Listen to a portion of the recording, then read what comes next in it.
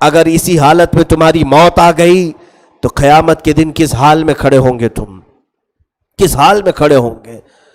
ایک حدیث پاک میں ہے، اہل محشر جب سب کھڑے ہوں گے حساب و کتاب میں، ایک جماعت چیختی ہوئی آئے گی اور فرشتے آگ میں تپایا ہوا لوہا ان لوگوں کی شرمگاہوں پہ مار رہے ہوں گے، جس کے یہ وہ لوگ ہیں جو دنیا میں اپنے ستر کی حفاظت نہیں کرتے تھے، جو اپنی شرمگاہوں کی حفاظت نہیں کرتے تھے۔ اے میرے عزیز بچوں، وقتی طور پر لذت حاصل کرنے کے لیے آخرت کا صلی اللہ علیہ وسلم نے جو 10 لوگوں کو گنایا کہ قیامت کے دن اللہ تبارک و تعالیٰ ان کی طرف نظر رحمت بھی نہیں فرمائے گا، اس میں ایک زانی کا نام بھی ہے کہ جو زنا میں مبتلا رہا، قیامت کے دن اللہ اپنی نظر بھی اس کی طرف نہیں فرمائے گا۔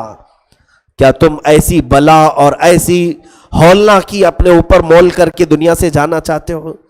جنہوں نے اپنا دامن محفوظ رکھا وہ خوش قسمت لوگ ہیں، انہیں بشارت ہے کہ اللہ تبارک و تعالیٰ تمہارے لیے جنت رکھا ہے۔ میں آپ کو بتاؤں، حضرت فقیہ علی رحمۃ اللہ تعالیٰ علیہ ایک بڑے پائے کے بزرگ ہیں، انہوں نے ایک حکایت نقل فرمائی، فرماتے ہیں کہ بنی اسرائیل کے ایک شخص کی بات ہے، وہ دوائیاں بیچتا تھا اور اسی سے اپنے گھر کی کمائی کرتا تھا، نوجوان تھا اور شادی شدہ تھا، لیکن غربت بہت تھی، پھیری کرنے والے جیسے ہوتے ہیں پھیری کرتے تھے، تو یہ گھوم پھر کر کے اپنی دوائیاں بیچتا تھا۔ بیچتے ہوئے یہ ایک بڑے گھر کے پاس پہنچا تو اس بڑے گھر کی مالکن جو تھی وہ بڑی فحاش قسم کی عورت تھی، بے حیا عورت تھی۔ اس نے نوجوان کو دیکھا کہ حسین و جمیل ہے، خوبصورت ہے، تو اس کو اپنے محل کی اونچائی کی طرف بلائی۔ اس کا محل پہاڑی کے اوپر تھا، اس عورت نے اسے بلایا تو اس پھیری کرنے والا یہ نیک بندہ ہے نوجوان، یہ سمجھنے لگا آج میری ساری دوائیاں بک جائیں گی کیونکہ بڑے گھر والوں نے بلایا ہے اور میں ساری چیزیں بیچ کر کے آج گھر اچھی روٹی کھا لوں گا۔ یہ جب اوپر گیا تو اس نے نیچے کے سارے دروازے بند کروا لیے اور کہا دوائیاں ایک طرف رکھ لو، یہ تھال ایک طرف رکھ دو تمہارے بیچنے کی، اور اس کے بعد اسے قریب بلا کر کے کہا اب میں اپنے جسمانی خواہشات تیرے ساتھ پوری کرنا چاہتی ہوں۔ وہ کانپ گیا، وہ ڈرنے لگا اور کہا اے خاتون تو ڈر جا اللہ سے، میں نے ایسا کام آج سے پہلے کبھی نہیں کیا ہے۔ وہ ایک نہیں سنتی تھی، اس نے کہا اس کے علاوہ تیرے پاس کوئی دوسرا راستہ نہیں؟ میرے پاس ایسے لوگ بھی بہادر موجود ہیں جو ایک دبوچنے سے ہی تیری موت ہو جائے گی، ایک بار دبوچ لیں وہ تجھے ختم ہی کر دیں گے، تیرا یہاں سے جانا ناممکن ہے، مشکل ہے۔ اندازہ کریں آج ہمارے پاس کچھ وہ لوگ ہیں جو بہانے بناتے ہیں گناہوں کے لیے، تمہیں کوئی گناہ پر مجبور نہیں کر رہا ہے، تم خود خوشی سے جا رہے ہو، خود عورتوں کے ساتھ تعلقات بنانے کی کوششیں کی جا رہی ہیں۔ کیا آج ڈھونڈ ڈھونڈ کر کے ادھر ادھر سے عورتوں سے تعلقات بنانے کی کوششیں نہیں ہوتی؟ ایک نوجوان طبقہ، اتنا بڑا طبقہ، نمازیں بھی پڑھ رہے ہیں، روزے بھی رکھ رہے ہیں، چہرے پر داڑھی بھی ہے، ٹوپیاں بھی ہیں، لیکن پھر بھی ہمارے پاس اس کی بھی خبر ہے کہ وہ رات بھر اجنبی عورتوں سے چیٹنگ میں مصروف ہیں۔ فیس بک اور انسٹا وغیرہ ساری چیزیں یہی تعلقات بنانے کے لیے۔ یاد رکھنا یہ زنا کی ابتدا کیے ہو اور قیامت کے دن انہی لوگوں میں تمہارا بھی شمار ہوگا۔ کس بات کی تم چیٹنگ کرتے ہو اجنبی خواتین سے؟ اور وہ اجنبی لڑکیاں جو اپنی غلیظ تصویریں اپنے ڈی پی پر رکھ کر کے لوگوں کو دعوت نظارہ دیتی ہیں کہ آئیں ہماری طرف بڑھ کر کے آئیں، تو یہ طوائف سے بڑھ کر کے ہے، اس لیے کہ طوائف ایک جگہ کھڑی رہتی ہے اور یہ پورے سوشل میڈیا پر ہر ایک کو اپنے جسم کی دعوت دیتی ہیں۔ وہ غلیظ قسم کی عورتیں ہیں۔ میرے عزیز ماں اور بہنوں، میں آپ سب سے بھی گزارش کروں گا کہ اللہ نے تمہارا حسن درندوں کے سامنے آشکار کرنے کے لیے نہیں دیا ہے، تمہارے جسم کو اللہ تعالیٰ نے جنت کے لیے بنایا ہے، محفوظ رکھو۔ میں یہ عرض کر رہا تھا میرے عزیزوں کہ وہ نوجوان کو اس مالکن نے، اس رئیس خاتون نے قید کر لیا اب اس کے پاس نکلنے کا کوئی راستہ نہیں تھا۔ وہ نوجوان رونے لگا، پہاڑ کی چوٹی پر کھڑا تھا، محل اس کا بہت اوپر تھا۔ وہ دوڑ کر کے چھت کی طرف گیا اور کہا، اپنے دل کو کوسنے لگا کہ چاہوں تو یہ حسین و جمیل کوٹھی کا میں مالک بھی بن سکتا ہوں، پیسوں کا اس سے مطالبہ بھی کر سکتا ہوں، ساتھ میں اس کے جسم کے ساتھ کھیلنے کی مجھے تمام سہولیات مل بھی رہی ہیں، لیکن اے ضمیر اس کا کہنے لگا، اے نوجوان، کل جب تیری آنکھیں بند ہوں گی، تیرا یہی پاپی اور خطا کار جسم جب مولا کے حضور پیش کیا جائے گا، تب تیرے جسم کے ساتھ کیا ہو سکتا ہے؟ اس لیے بہتر ہے کہ گناہ کا یہ دھبا لگانے سے بہتر تو موت کی نیند سو جا۔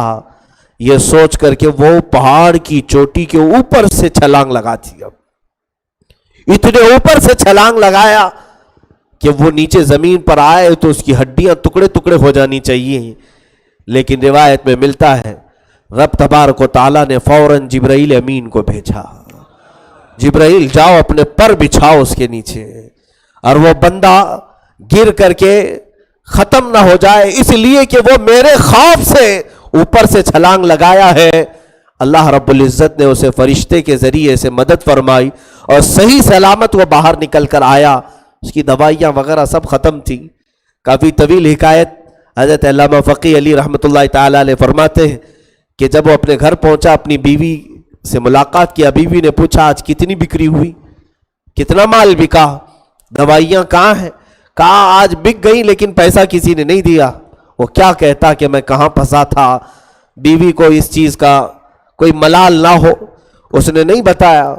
کہا کہ انشاءاللہ صبر کر لیں، آج کے دن ہم بغیر کچھ کھائے پیے سو جائیں گے، کل کے دن انشاءاللہ کچھ نہ کچھ محنت کر کے تیرا شوہر لے آئے گا۔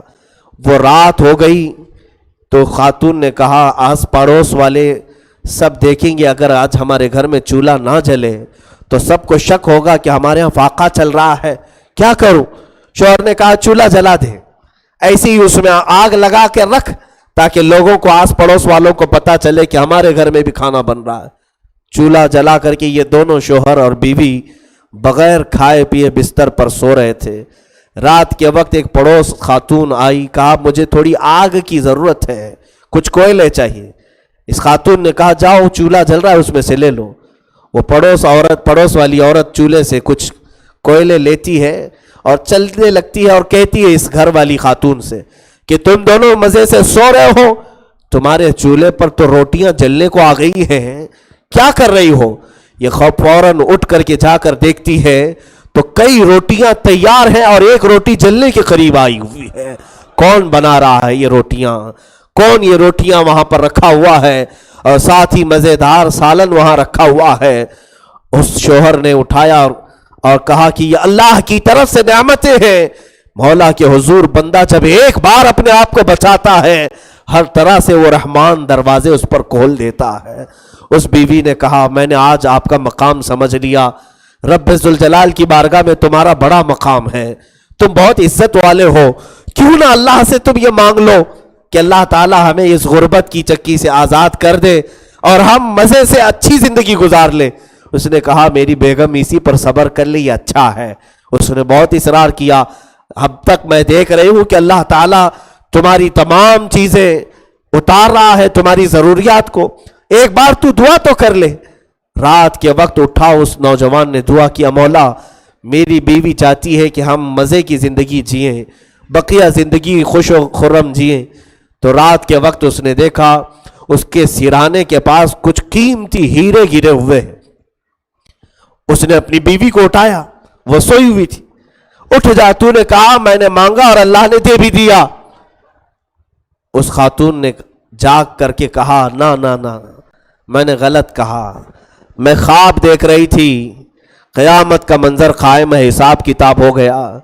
میں جنت کی طرف بڑھی تو دیکھا ایک حسین و جمیل محل ہے اور اس میں خوبصورت کرسی لگی ہوئی ہے، ویسی کرسی کسی کی دکھ نہیں رہی ہے۔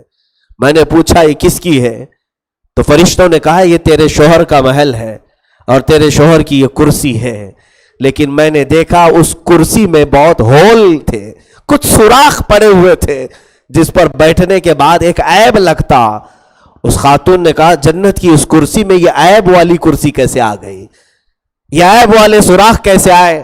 فرشتوں نے کہا کہ خاتون تو نے دنیا میں جو مانگا اسی کرسی سے نکال کر دے دیا گیا ہے, کچھ ہیرے اس میں سے نکال کر تجھے پہنچا دیے گئے ہیں, اگر وہ تو نہ مانگتی تو سب کچھ تیرا آخرت میں رکھا گیا تھا.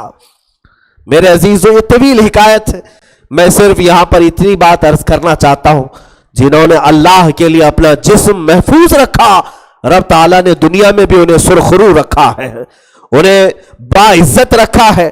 حیا والے وہ ہیں کہ اگر ان کی چادر حیا کو پکڑ کر تم بارش بھی مانگو رب تبارک و تعالیٰ بارش عطا فرماتا ہے. شیخ عبدالحق محدث دہلوی رحمۃ اللہ علیہ نے بھی فرمایا, دلی میں ایک بار قحط پڑا تھا, سارے لوگ نماز استسقاء پڑھ رہے تھے لیکن لوگ رو رو کر کے دعائیں کر رہے تھے. ایک نوجوان ایک گھوڑے پر آیا اور اس نے کہا کہ اے لوگوں میں دعا کرتا ہوں تم آمین کہو.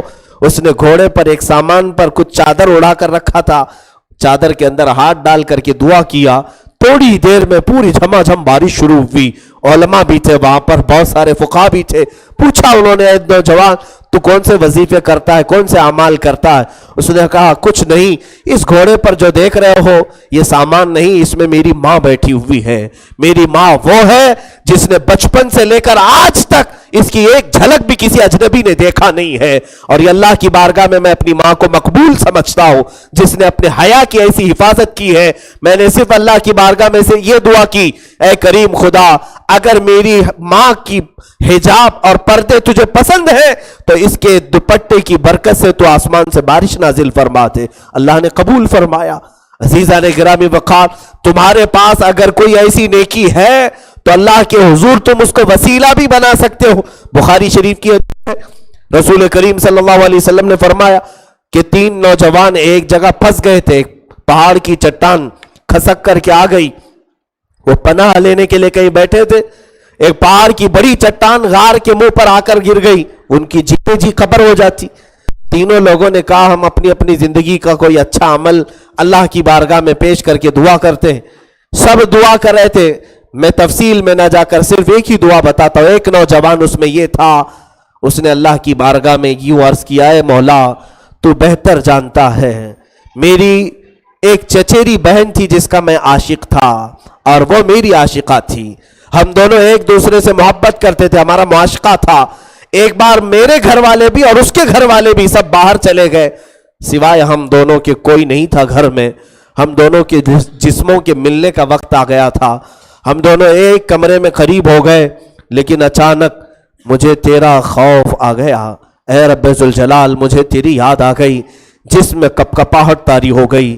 میں نے سوچا آج گھر والے تو نہیں دیکھ رہے ہیں لیکن رب ذوالجلال مجھے دیکھ رہا ہے. میں یہ سوچ کر کے نکل آیا, اے کریم خدا اگر میری یہ نیکی تیری بارگاہ میں پسند آئی ہو تو یہ پہاڑ کی چٹان کو تو ہم سے دور کر دے. بخاری شریف کی حدیث میں موجود اللہ کے حبیب صلی اللہ علیہ وسلم فرماتے ہیں رب تبارک و تعالیٰ نے اس پہاڑ کی چٹان کو اس غار کے منہ سے ہٹا دیا, ہٹ گئی اور ان کا راستہ صاف ہوا.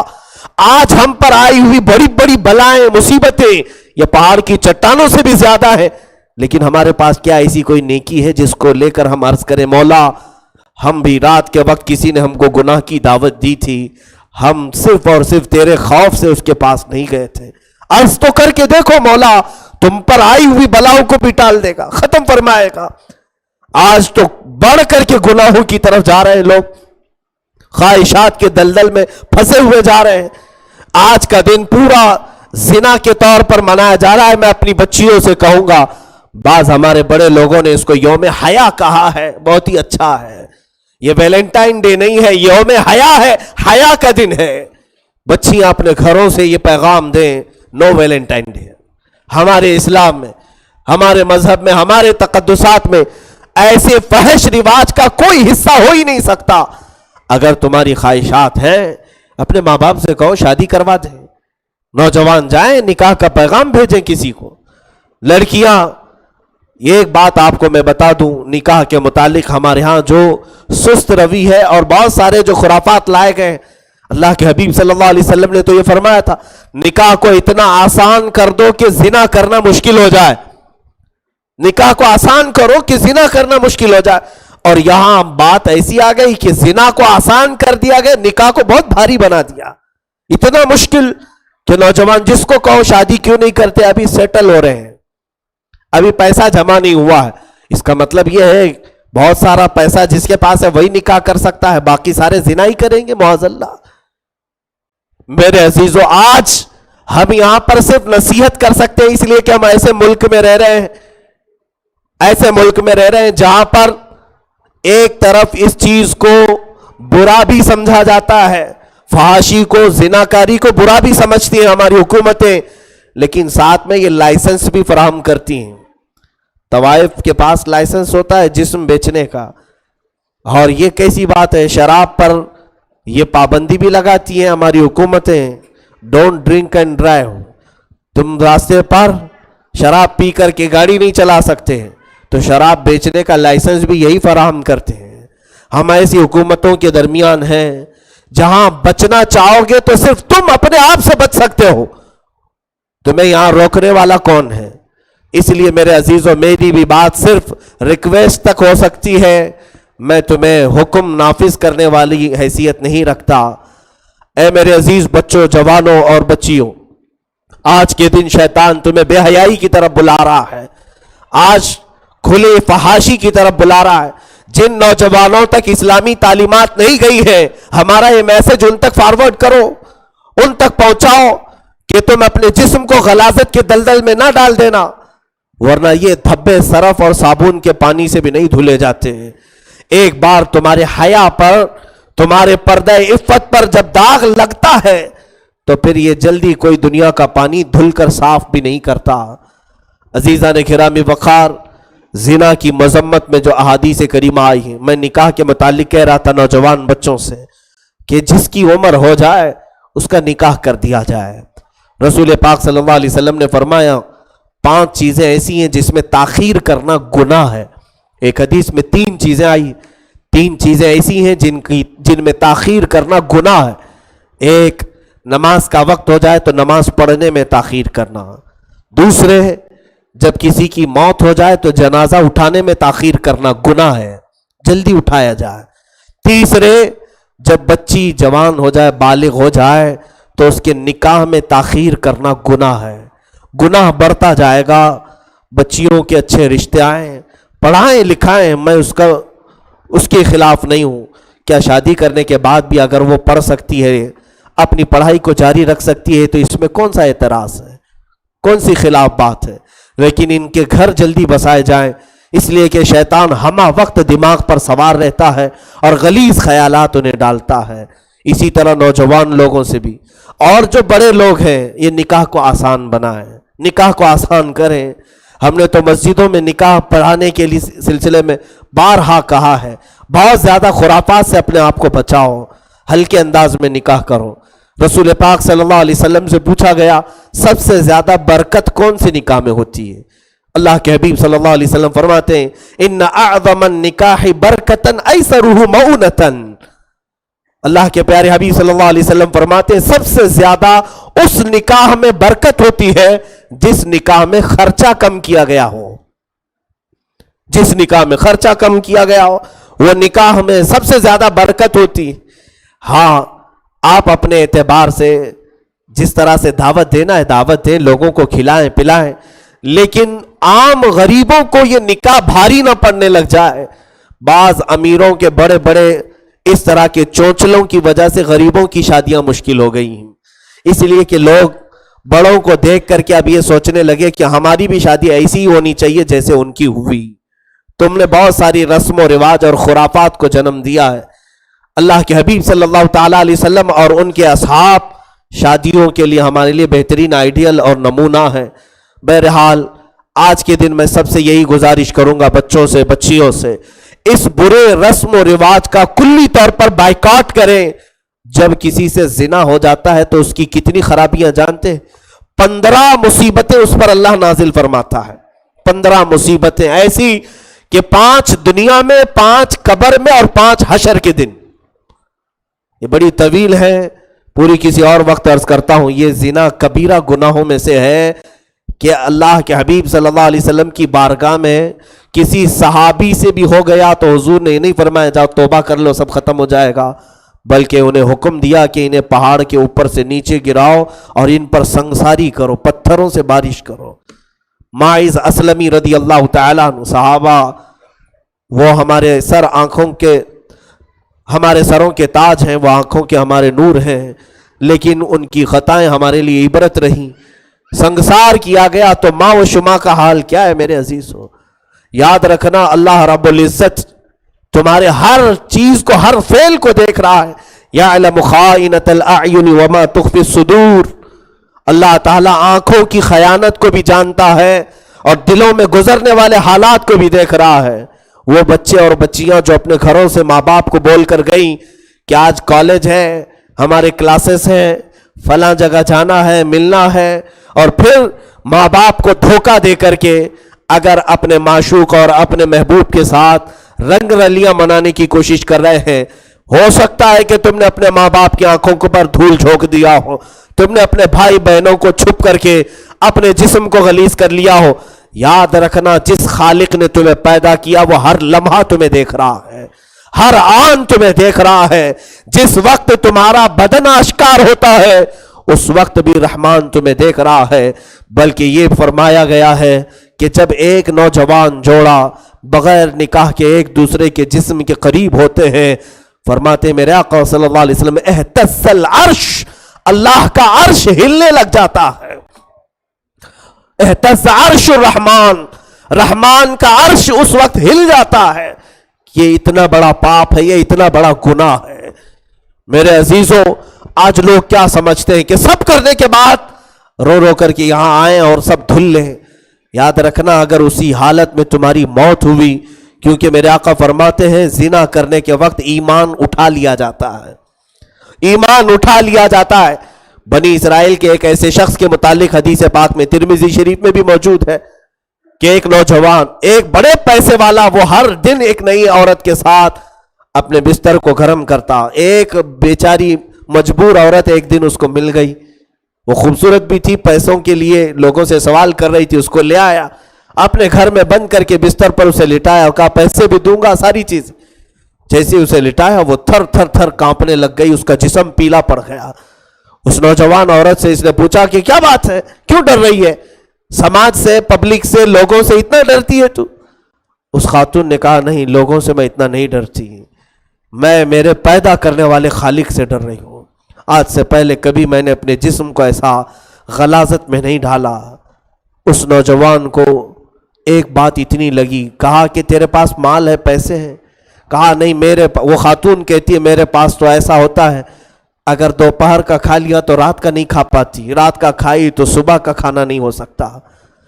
اس نوجوان کے دل میں صرف اتنی بات آئی کہ جس کے پاس کھانے کو تک پیسے نہیں، اس کے باوجود یہ اللہ سے اتنا خوف کر رہی ہے، ڈر رہی ہے، مجھے رب تعالیٰ نے ساری چیزیں عطا کی، دولت، نعمتیں، اور ایک میں ہوں کہ روزانہ یہ کام میں مصروف ہوں۔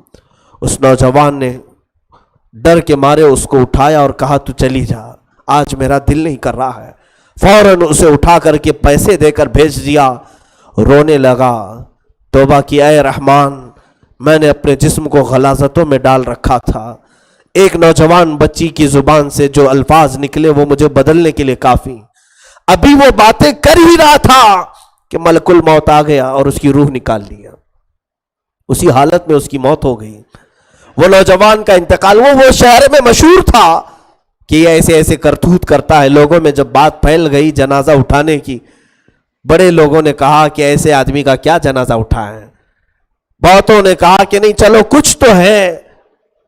وہ تھا ایمان والا، اس زمانے میں جو نبی تھے ان پر ایمان رکھتا تھا، تو لوگ آئے جنازہ اٹھانے کے لیے، تو دیکھا اس کے گھر کی چوکھٹ پر لکھا ہوا تھا ان اللہ قد غفر للکفل، اس کا نام کفل تھا۔ اللہ رب العزت نے رات کو کفل کی مغفرت فرما دی ہے۔ میرے عزیزو یہاں پر رک کر کے میں یہ کہنا چاہتا ہوں، اس کی موت کا وقت تو متعین تھا، موت تو اسی وقت لکھی ہوئی تھی۔ اگر وہ اس عورت کو اٹھا کر نہیں بھیجتا اور زنا میں مصروف ہوتا تب بھی اسی وقت اس کی موت آنے والی تھی۔ اور اسی زنا کی حالت میں وہ اٹھایا جاتا، سیدھے دوزخ کی طرف جا رہا ہوتا، سیدھے جہنم میں لے جایا جاتا. لیکن یہ اللہ رب العزت کا فضل ہے کہ اس کے آخری وقت سے چند منٹ پہلے اسے توبہ کی توفیق دے دیا. لیکن سب کے لیے نہیں ہے. پتہ نہیں ہمارا آخری وقت کس حال میں آئے. اس لیے ایسے اڈوں پر جانے سے 1000 بار سوچو، اگر میں وہاں پر ہوں، موت آ گئی تو یہاں سے سیدھے جہنم میں لے جایا جائے گا. اللہ رب العزت ہم سب کے معاشروں کی حفاظت فرمائے. کریم خدا بے حیائی سے ہمارے پورے معاشرے کی حفاظت فرمائے. رب ذوالجلال آج کے دن نوجوان بچے اور بچیوں کی تو خوب حفاظت فرما، ان کے ستر کی، ان کے شرمگاہوں کی، اور ہم سب کو مولا ہمارے ستروں کی حفاظت کی توفیق نصیب فرما.